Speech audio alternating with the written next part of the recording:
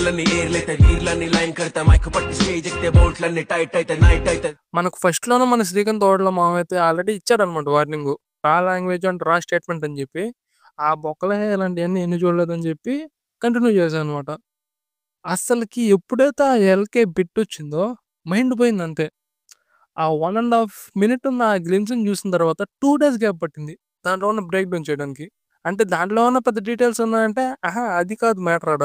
ఆ టేజర్ చూసిన తర్వాత ఆ షాక్ లో అలా ఉండిపోయాను అనమాట. నేను చూసింది చూస్తుంది అంత నిజమేనా? అసలు అర్థం కాలేదు, అంత రాగా అంత బోల్డ్ గా ఆ యొక్క స్టేట్మెంట్స్ ఎలా పాస్ చేశారు అనేది ఇంకా మైండ్ లో తిరుగుతూనే ఉంది. ఇంకప్పుడే అర్థమైంది అనమాట. నేను ఏ చెప్తానో అదే చూపిస్తానని చెప్పి మన శ్రీకాంత్ గారు అయితే బ్లైండ్ గా ఫిక్స్ అయిపోయినట్టున్నారు. టీజర్ కూడా కాదు ఇది, గ్లిమ్సే ఎలా ఉందంటే ఇంకా టీజర్ ఎలా ఉంటుందో, ట్రైలర్ ఎలా ఉంటుందో, ఫైనల్ మూవీ ఎలా ఉంటుందో జస్ట్ ఇమాజిన్ అంతే. జస్ట్ ఇమాజిన్ అబ్బా.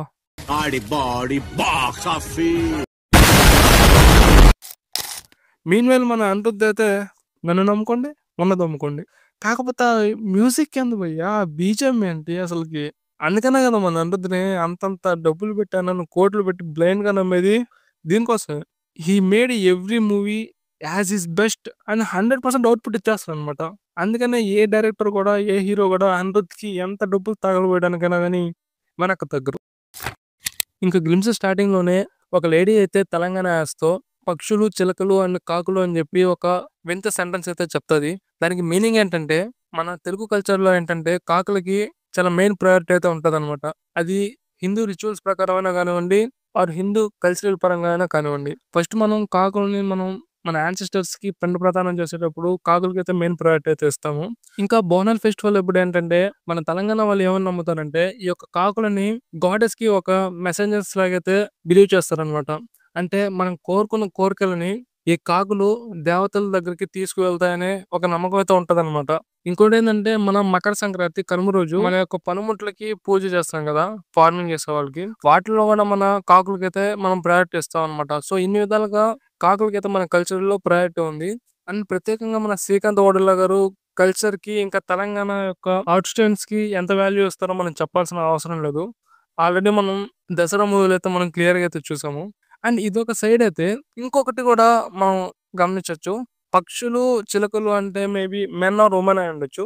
అండ్ కాకులు అంటే లైక్ హిజ్రల్ అనమాట.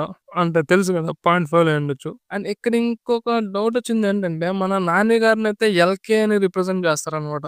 ఎల్కే అంటే దీనికి నాకు అర్థం కాలేదు. మనం ఆయన ఎల్కే అంటే నిజంగానే ఎల్కేనా లేదంటే కావాలని ఎట్లాగన్నారా?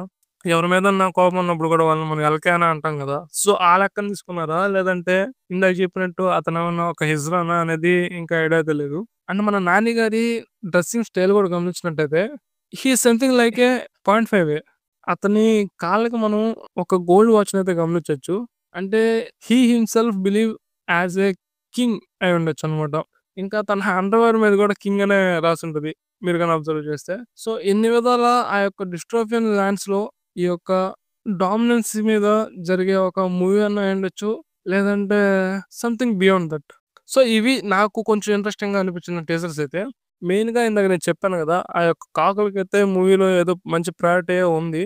లేకపోతే ఇందాక చెప్పినట్టు వీటిలో ఏదో ఒక విజువల్ రిప్రజెంటేషన్ అన్న అయి ఉండొచ్చు అనమాట ఈ యొక్క కాకులను ఉద్దేశించి.